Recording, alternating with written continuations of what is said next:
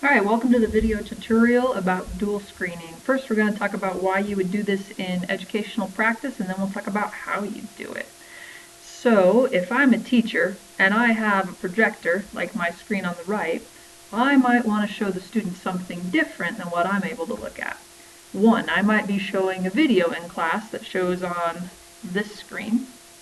And on my screen over here, I might be working on grading or assignments for next week or something that lets me be productive while my computer is in use showing a video or a screen, and I can still use that as work time. Okay, I'm going to take you into it and we'll talk about a couple more uses as we go. Now, honestly, the easiest way to dual screen is to hit the function button on the bottom left of your keyboard. It says FN in a box, and then hit F4, and you'll have this screen pop up. And this has our two screens, and we could disconnect the projector and only show on our screen. We could duplicate and actually mirror on both screens, the same thing. Or if we're going to dual screen so that we can be productive while the students are engaged in a different type of activity on the second screen, we'll choose to extend, or we could do projector only. Okay, this is duplicate.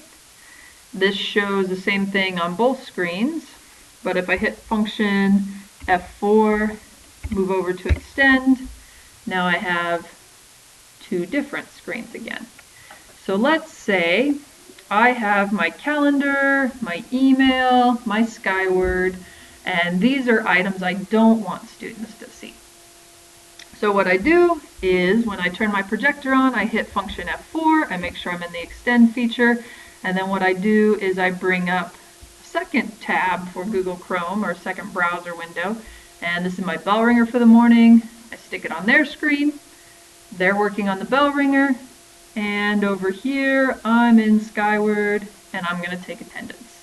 They're actively engaged, I'm productively engaged, we're both moving towards our goals there. So I could do things like take attendance, enter grades. Skyward has a lot of confidential information like who's on an IEP or who has health awareness issues. You don't want to show a lot of that information. But if you dual screen, you can control it on your screen only and still have things like Google Classroom that I can move for the students to look at, or I can demonstrate there. So my students can be productive while I'm productive too if I dual screen. If you like a little more control on dual screening, function F4 is not the only way to do it. It's the easiest way to do it, but truthfully the way I prefer, so I know exactly what I'm getting, I right click on the desktop, I go to personalize, and from personalize, I'm going to pick display and then change display settings up here. And this will show me both my screens. And down here, it'll show me whether I want to extend, show on desktop 1 only, show on desktop 2 only, or duplicate so they're cloned.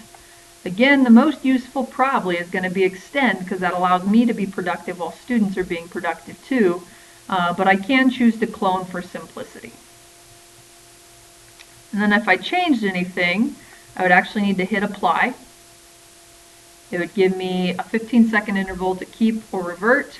Here I'm going to keep the changes, but then again, from the same setting, I could choose to extend instead, apply that, keep the changes, click OK. And then I have what I have. My students can view on the right. I have multiple tabs over here that I need that works. And on the left, I can check my email, I can log into Skyward, I can look at my calendar, and I can stay organized, all while the students are still productively working and not seeing my screen. Another reason this has benefit as an educator is if you mute your screen so that it's all black, you're actually not saving your bulb, and bulbs are kind of expensive. So instead of powering on or powering off your laptop, your projector, or muting it, which doesn't really save your light, you can use dual screen, and then when you need to turn the projector off, or mute from there too if you need to hold something. But just remember, the mute feature actually doesn't save your light bulb, and those bulbs can be pretty expensive. If you have any questions, feel free to email me. I'd love to talk about this and help you in your classroom. Thanks.